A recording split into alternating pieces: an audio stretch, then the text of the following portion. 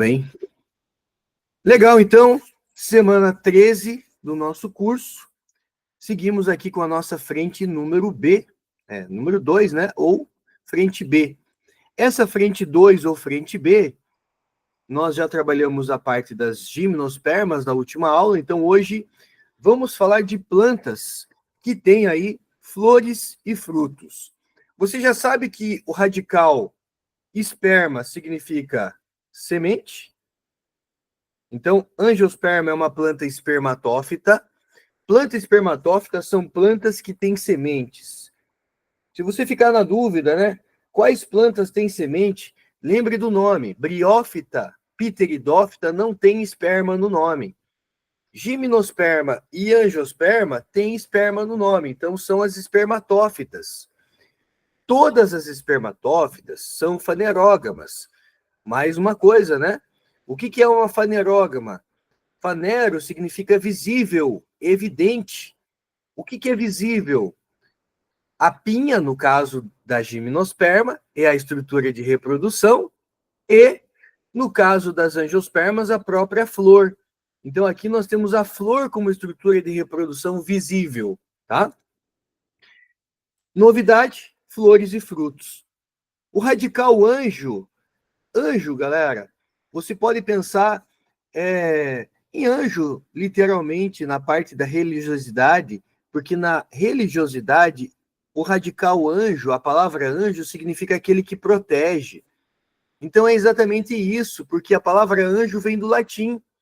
E anjo significa vaso, urna, recipiente, aquele que guarda, aquele que protege. Não é à toa que na medicina você tem uma área chamada angiogênese, né? Uma área não, né? Um termo chamado angiogênese, que é a formação de novos vasos. Quando a gente tem, por exemplo, lá análise de um tumor, análise de um câncer, o câncer ele tem uma capacidade de formar novos vasos sanguíneos em volta dele. A gente chama isso de angiogênese, né? A formação de novos vasos. Gênese, formação. Anjo, vaso. E aí, quando você traduz vaso, vaso é aquele que guarda, é aquele que protege. Quem que protege a semente? É o fruto, né? Então, vem daí esses nomes esquisitos, né? Que a gente tem que decorar. Angiosperma, aquele que guarda a semente, né? Aquele slide, gente, que traz aqui aquilo que eu considero que é essencial que vocês saibam, lógico que tem informação de sobra aqui, para que vocês possam gabaritar uma questão, né? As plantas angiospermas são plantas vasculares, traqueófitas. Uma grande novidade aqui é o surgimento do ovário. Você aprendeu comigo na aula passada que, a partir da gimnosperma, foi o surgimento do óvulo. O óvulo origina a semente. A partir da angiosperma surge o ovário. O ovário origina o fruto, né? Isso explica tudo. Por que briófita e pteridófita não tem semente? Porque não tem óvulo. Por que gimnosperma não tem fruto? Porque não tem ovário, né? É o ovário que origina o fruto. São plantas que possuem flores e frutos, são plantas espermatófitas, assim como as angiospermas, são plantas que têm grão de pólen, assim como as gimnospermas também, né? Aqui, o grão de pólen ele só vai ter uma diferença morfológica. O grão de pólen lá na gimnosperma, ele era um grão de pólen alado, né? Era um grão de pólen que era carregado pelo vento, a polinização anemófila. Aqui, o grão de pólen também pode ser carregado pelo vento, mas ele vai ser carregado também por outros fatores, como, além do vento, ele pode ser carregado por animais. Então, o vento eu chamo de polinização anemófila, anemofilia. Polinização por animais eu chamo de zoofilia, tá? Então, você tem aqui o grão de pólen, que é o gametófito masculino imaturo, formação do tubo polínico, que é o gametófito masculino maduro, e uma vez que essas plantas são sifonógamas, o que significa ser sifonógama? Sifo vem de sifão, vem de tubo. São plantas que têm tubo polínico. Uma vez que tem tubo polínico, o gameta masculino não precisa mais ser flagelado. esse gameta masculino, ele não depende mais da água para nadar, para chegar até o gameta feminino, que é a oosfera. Agora existe um tubo por onde o gameta masculino ele surfa, um tubo que vai facilitar que ele não dependa mais da água para o sexo. Então, independência da água para a fecundação. Mas cuidado, a planta que conquista definitivamente o ambiente terrestre pela primeira vez são as gimnospermas. Isso foi pergunta da PUC já recentemente, né? Prova de medicina da PUC. Qual foi a planta que conquistou definitivamente o ambiente terrestre pela primeira vez? Gimnosperma. Por quê? Surgimento do tubo polínico, tá? Isso se mantém aqui, galera. As angiospermas também têm tubo polínico, também são sifonógamas, então isso caracteriza também a independência da água para a fecundação. Quando você analisa quais são as plantas mais bem-sucedidas do planeta, são as angiospermas. E é fácil de entender por conta da presença de flores e frutos. Quando você analisa quais são os animais mais bem-sucedidos, mais bem adaptados, que melhor aumentaram, né, a sua população, a gente analisa a população de insetos. A gente observa um casamento que deu certo, gente. Um casamento histórico que deu certo entre os insetos e as angiospermas, na questão da polinização, né? Polinização entomofilia, polinização por insetos. O que caracterizou, o que possibilitou esse grande sucesso desses dois grupos de seres vivos, angiospermas de um lado, insetos do outro lado? Uma coevolução. O que é coevoluir, Giovanni? Evoluir junto, gente. É dar as mãos, é um casamento que deu certo.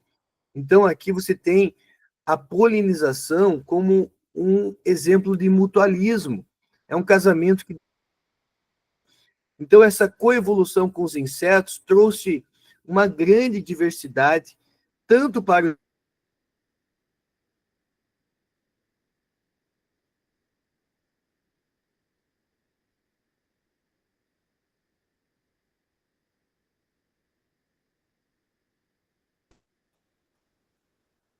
Voltamos, né?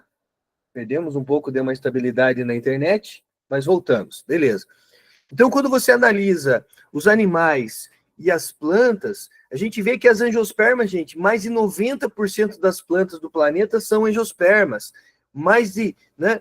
Aí, não vou falar mais de 90% dos animais, que não é tudo isso, mas os insetos são animais que se reproduzem muito, tem uma população muito grande. Então, um casamento que trouxe um sucesso reprodutivo aí para esses dois seres vivos aí, tá?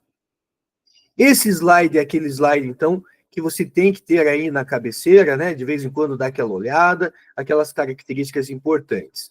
A polinização das angiospermas pode ser anemófila? Pode, né? Porque o grão de pólen pode ser carregado pelo vento. Só é um grão de pólen agora que não tem asa, né? Aquele grão de pólen alado era uma característica de gimnosperma. Mas esse grão de pólen aqui também pode ser carregado pelo vento. Então a nemofilia continua, tá, gente? Mas o que a gente destaca aqui mesmo é a zoofilia. E a zoofilia é a polinização por animais, que pode ser entomofilia, que é a polinização por insetos, quiropterofilia, que é a polinização por morcegos, e ornitofilia, que é a polinização por aves. Caramba, Giovanni, são palavras difíceis: entomofilia, quiropterofilia, ornitofilia. Tudo isso vem do latim, galera. Um biólogo especialista em inseto é um entomólogo. Entomo é inseto, do latim, né? Quiróptero é morcego. Ornito é ave. Não é à toa que a gente chama aquele mamífero que parece um mamífero meio, né? Um mix de ave, porque tem um bico de pato, tem a cauda de um castor, né? Que é o ornitorrinco. Por que a gente chama o ornitorrinco de ornitorrinco? Porque ele tem um bico de pato, né? Lembra um bico de pato, e pato é uma ave. Então, o ornitorrinco, né? É um mamífero que parece uma ave, ou uma ave que parece um mamífero, né? É uma mistura ali, por isso tem esses nomes assim. Fica mais fácil para a gente quando a gente vai traduzindo essas palavras, entendendo o radical que essas palavras usam, né? Aqui eu coloquei uma imagem de uma abelha para vocês.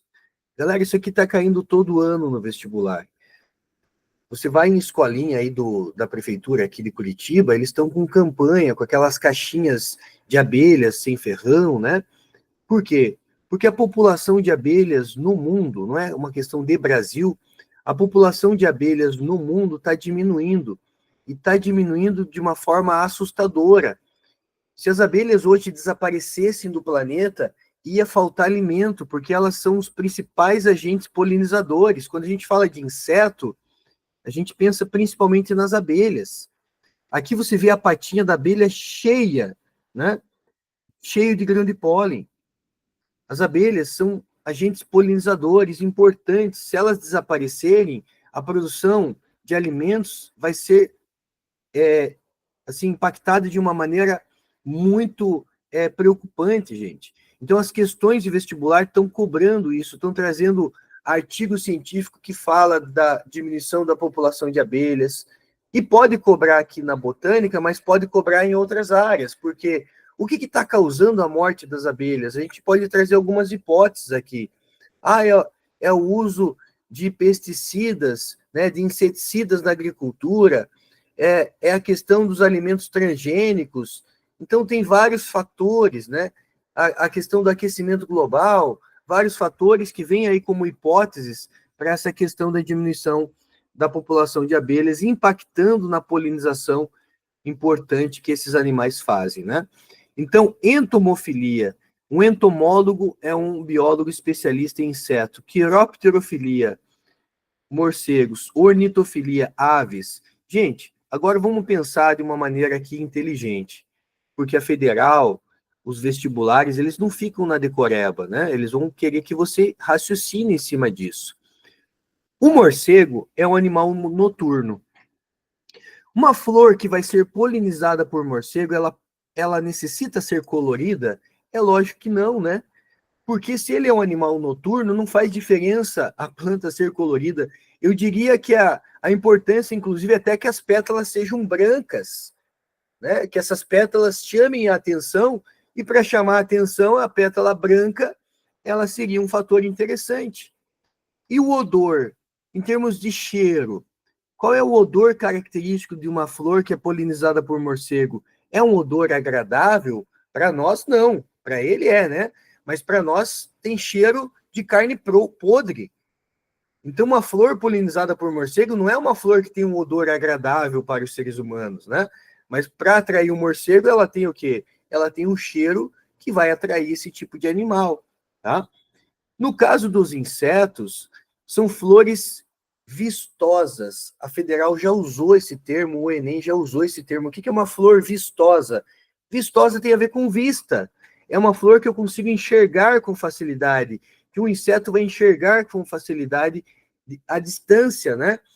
Então, uma flor vistosa, com pétalas vistosas, com pétalas coloridas, com odor agradável.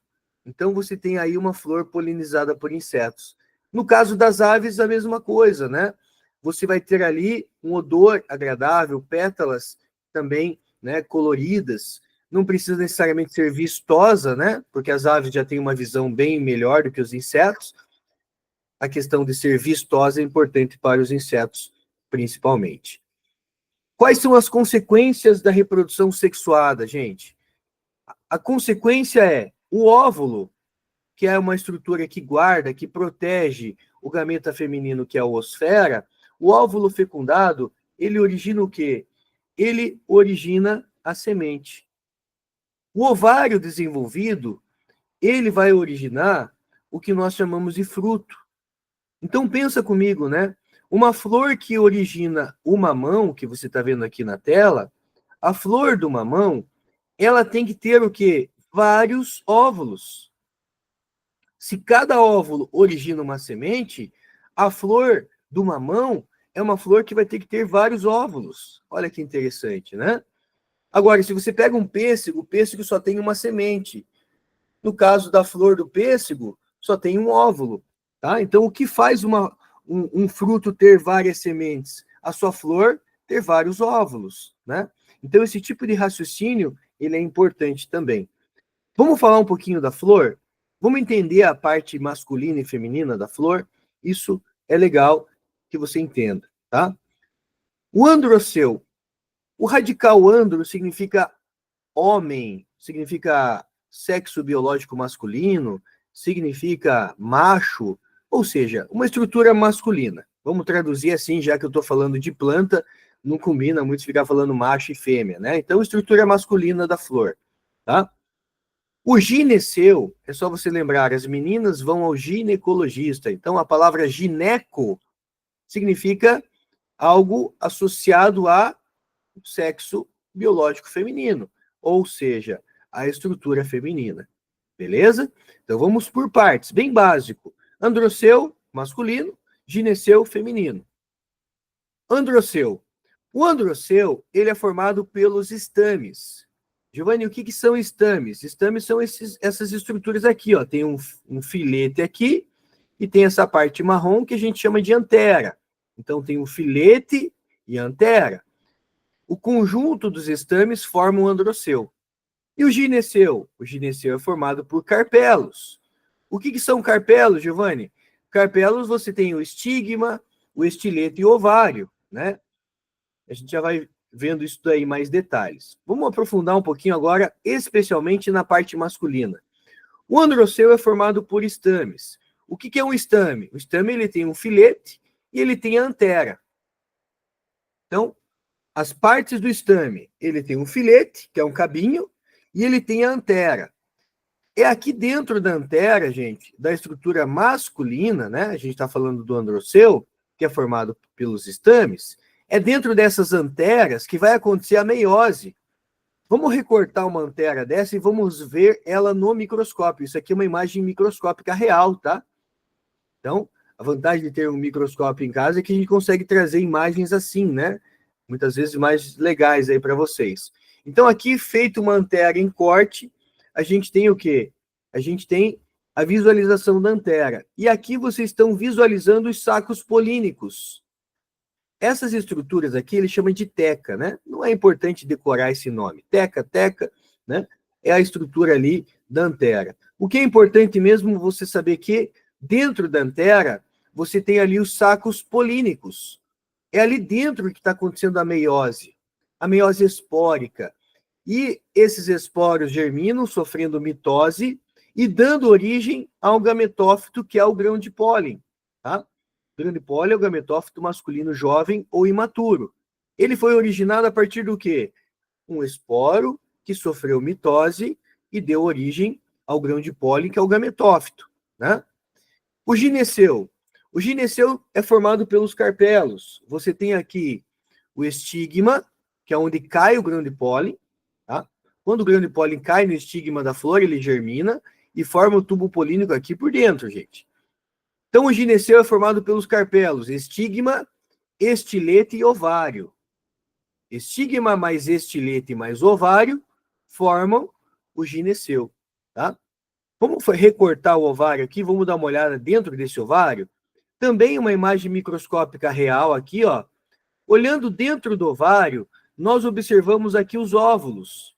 No caso dessa flor que foi feita a imagem, a gente observa aqui 1, 2, 3, 4, 5, 6 óvulos. Tá? Então, você tem ali 6 óvulos. Se esses 6 óvulos forem, né, fecundados, a gente tem aí 6 sementes. Tá? Vamos dar uma olhada no óvulo agora. O óvulo, gente, é uma estrutura que protege o gameta feminino. Você tem ali a micrópila, que é a abertura do óvulo. Você tem ali o saco embrionário, que é o gametófito feminino. Então, se o gametófito masculino é o grão de pólen, o gametófito feminino é o saco embrionário. Esse saco embrionário, ele tem dentro dele, né, a oosfera, que é o gameta feminino. Duas sinérgides. Entenda que a palavra sinérgide tem tudo a ver com sinergia. São células que somam, são células que ajudam, que dão suporte para a oosfera, que ajudam a fecundação. Se a oosfera vai ser fecundada, ela tem suporte, ela tem as amigas dela, ela tem as sinérgides, são células que estão ali em sinergia para dar força, para dar energia, né? Não energia em termos de energia ATP. Não, sinergia no sentido de apoiar, de dar um suporte, ajudar na fecundação, tá? E tem 3 células, gente, chamadas de antípodas. Essas antípodas, elas não têm uma função aparente. Até hoje os cientistas não descobriram nenhuma função para essas antípodas aqui. Então, quantas células tem aqui dentro do óvulo, né? Formando aqui o saco embrionário. Você tem 3, 4, 5, 6, 7, 8. Dessas 8 células, 3 são antípodas, 2 são núcleos polares, uma é a osfera e 2 as sinérgides. Então, essa é uma imagem de um óvulo com o saco embrionário e com 8 células haploides dentro desse saco embrionário. Dessas células haploides, eu preciso que você decore 2. Osfera e núcleos polares. Osfera é o gameta feminino. Núcleos polares, eles são importantes porque eles também vão ser fecundados, tá? Quando o grão de pólen ele passa pelo processo de germinação, ele tem que cair no estigma da flor. Então ele cai no estigma da flor, lembrando que o grão de pólen é o gametófito masculino jovem ou imaturo. O grão de pólen cai no estigma da flor. Por dentro do estilete, ele forma o tubo polínico, formação do tubo polínico, que vai crescer em direção ao óvulo, e lá dentro do óvulo tem a osfera, né? Então você tem ali o tubo polínico crescendo. Aqui uma imagem microscópica real mostrando o tubo polínico, gente, com os 2 gametas masculinos aqui, viáveis, né?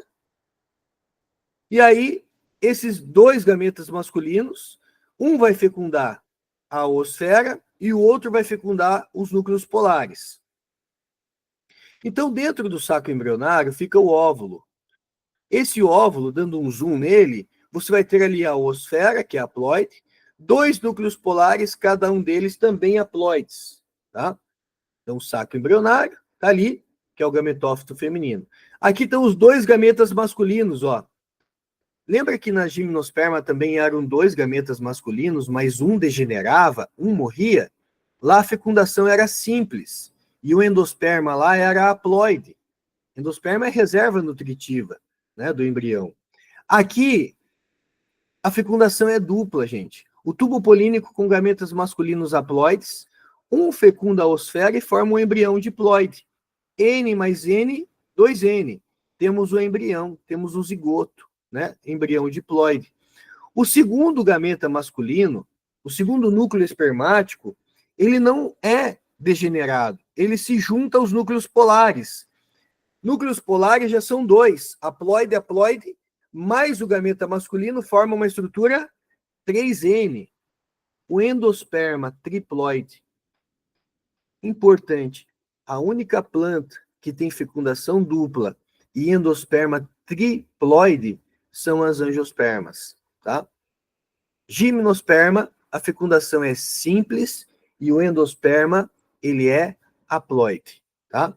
Então, não esquece isso. Gimnosperma, fecundação simples, endosperma, haploide. Angiosperma, a fecundação é dupla, porque os 2 gametas masculinos são viáveis, um se junta à osfera, formando o embrião diploide. Outro se junta aos núcleos polares, formando o endosperma triploide. O que é um endosperma mesmo? É a reserva nutritiva do embrião, tá? Dando uma olhada em todo o ciclo de reprodução, tá lá o esporófito, a antera, que é a parte ali, né, masculina, onde vai acontecer a formação do grão de pólen. A meiose, né, origina ali os esporos sofrem mitose e originam o grão de pólen.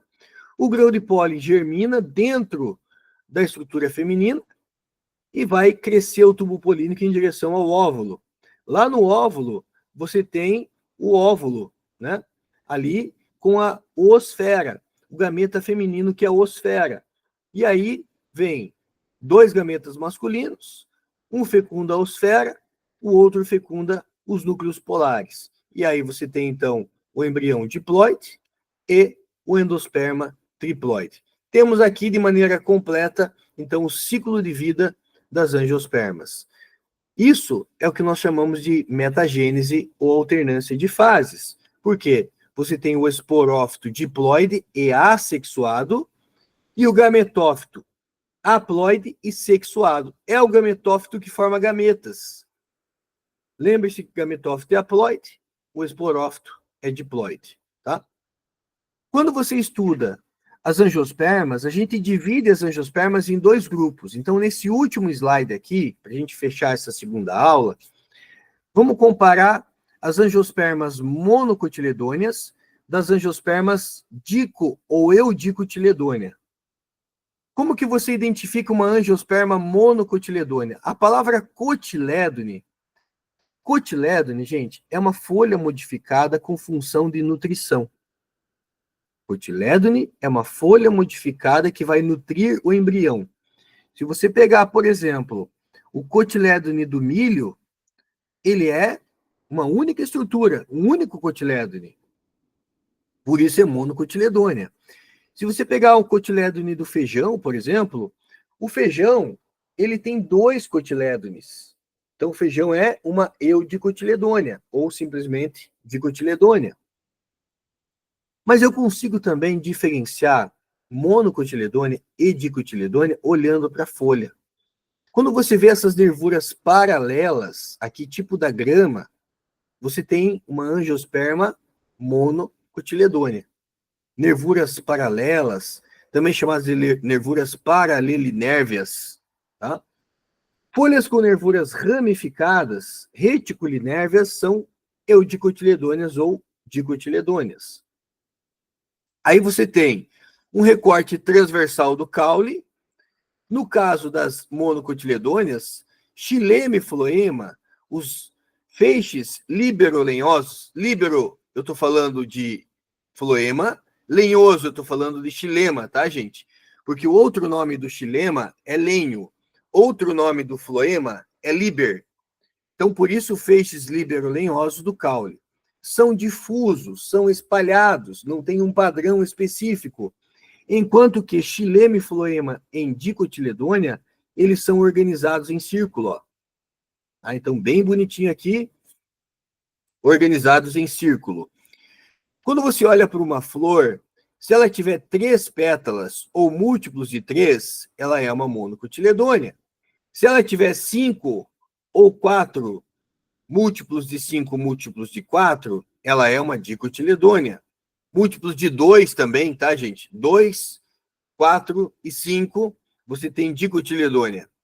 Frutos com 3 carpelos, carpelo. Frutos com 5 carpelos. E também consigo detectar a diferença pela raiz. Uma raiz que não tem o eixo principal é chamada de raiz fasciculada ou cabeleira, é raiz de monocotiledônea. Raiz axial ou pivotante é aquele eixo, axis significa eixo, tem um eixo principal, é o exemplo da mandioca, da cenoura, né? Então você tem aí uma eudicotiledônea. Ausência de câmbio. Nas monocotiledôneas, você tem ausência de câmbio, meristema secundário responsável pela produção de xilema e floema. Enquanto que dicotiledônea ou eudicotiledônea, você vai observar a presença de câmbio. Dando spoiler, o câmbio é o meristema secundário responsável pelo crescimento em espessura da planta. Por isso que monocotiledôneas, como elas não têm câmbio, são plantas em que o caule é fininho. Esse caule não é espesso, né? Ele não é grosso. Vamos falar aqui de monocotiledônea. Você tem cana-de-açúcar, você tem o bambu, né? São monocotiledôneas, o trigo, o milho. Olha o caule dessas plantas, gente. São caules bem fininhos. Por quê? Porque é uma planta que não engorda. É uma planta que não cresce lateralmente, porque não tem não é a semente em si, né? Mas não tem aí a presença desse câmbio que vai estar ali responsável por esse crescimento lateral, esse crescimento transversal, né? A gente chama de crescimento lateral, crescimento em espessura ou crescimento transversal, tá?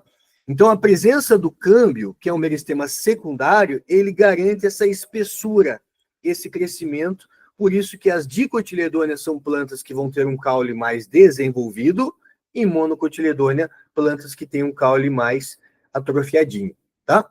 Beleza, gente? Fechamos, então, a nossa biologia B. Daqui 10 minutinhos nós voltamos com a biologia C, tá? Então, 3h13 agora, 3h23, a gente volta com a biologia C, falando de anfíbios daí, tá bom? Até daqui a pouquinho.